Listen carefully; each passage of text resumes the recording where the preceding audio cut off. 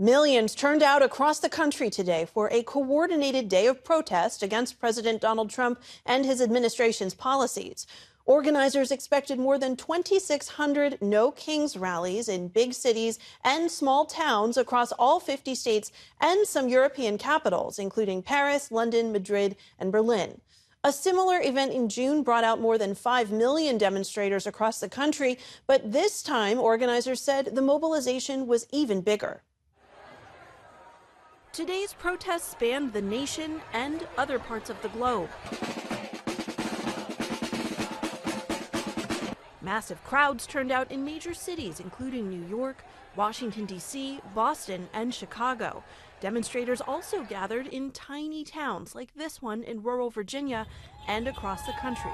They all shared a singular message. Simple words, no kings. Show our support for democracy and for fighting what is right.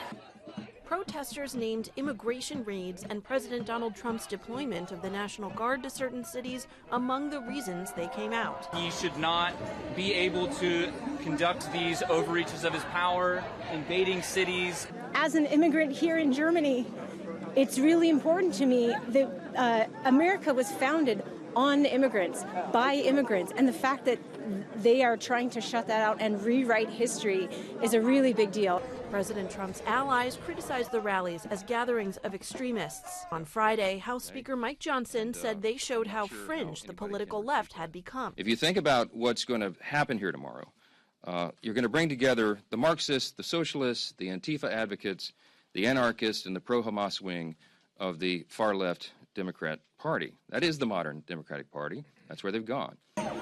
But on streets across America, the crowds were energized. What organizers said was a large-scale exercise in peaceful protest. For more now on those protests, we turn to Robert Weissman, co-president of Public Citizen, a consumer advocacy group that is one of the protest organizers. Robert, thank you so much for being here. You just got back from the D.C. rally downtown from your office. How was it? It was awesome. We had hundreds of thousands of people on the street to protest Donald Trump's authoritarianism. It was passionate and it was joyful. There was a dance party on the steps of the Labor Department. There were people in inflatable costumes. There were hysterical signs. But there was a really clear message that we intend to defend our democracy by exercising our democratic rights. We're not capitulating to Donald Trump and his authoritarianism and his effort to scare us into submission. And as we mentioned, the turnout today was anticipated to be bigger than the No Kings protests that were held in June, with more people attending and more rallies across the country. Why do you think that is? I think there's two things going on. I think that Trump's authoritarianism is getting worse and mobilizing more people. But I think his effort to intimidate is failing as well. And each time people turn out, each time people protest, each time people stand up, it makes it easier for the next set of people to do that. So we think that today, when all is said and done, it will have been the largest day of protest in American history, all to defend our democracy, oppose the ICE raids, oppose the National Guard on our streets, oppose the illegal firings of federal employees, opposing the illegal shutdown of agencies, and more. People want a government that works for us, not for Donald Trump and his oligarch friends. Yeah, you mentioned some of the issues that drove people out today. I'm wondering what you've been hearing from folks participating in the rally in D.C., all over the rest of the country. What are people motivated by individual issues? Are they motivated by the overall approach of this administration, or have you found it to be a combination of factors? Yeah, I think it's both. I mean, I think people are really worried about the fate of our country and understand that in total, what Trump is trying to do is take away our democracy and replace it with authoritarian regime. So some people may be more motivated by the pressure on universities or by the illegal abductions of immigrants or by the deployment of the National Guard or by the shutdown of the Consumer Financial Protection Bureau that's protecting us from financial fraudsters or by the weaponization of the Department of Justice.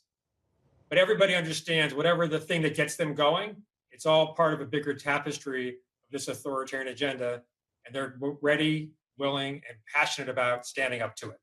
As you well know, Republicans, other allies of President Trump, have been criticizing these rallies. Speaker Mike Johnson referred to it as a Hate America day of protest, and that it was really there to stand against everything that America stands for. And I wonder, what do you make of that criticism? Well, it was both ridiculous. We had millions of Americans on the street today from all walks of life, in every state, in every congressional district, in Speaker Johnson's district with 12 different events, all kinds of people. They don't hate America. They love America. But it was shameful, too, because you may disagree with what the protesters are asking for, but you should be embracing and celebrating our right to protest instead of telling us stay home and be quiet, or claiming that we're seeking violence by exercising our First Amendment rights. Protest is what's driven every significant moment of progress in American history, including our independence. And it's protest now that's going to block this authoritarian agenda of Donald Trump. And what do you want Americans to take away from today's events? I think what Trump is trying to do is make people feel scared and isolated, and that his agenda is inevitable. And when you see this outpouring of people in the streets, even if you weren't part of it, you should know that you're not alone, that people don't agree with this agenda. And if you didn't join today, join the next one. Find a community organization. There's power in togetherness and in solidarity and in love. And I think that's the way we're going to defeat authoritarianism. That's what the best of what America is when we come together unified. And I think that's what we display today. And people who weren't part of it, join us the next time. Robert Weissman with Public Citizen, thank you so much. Thank you.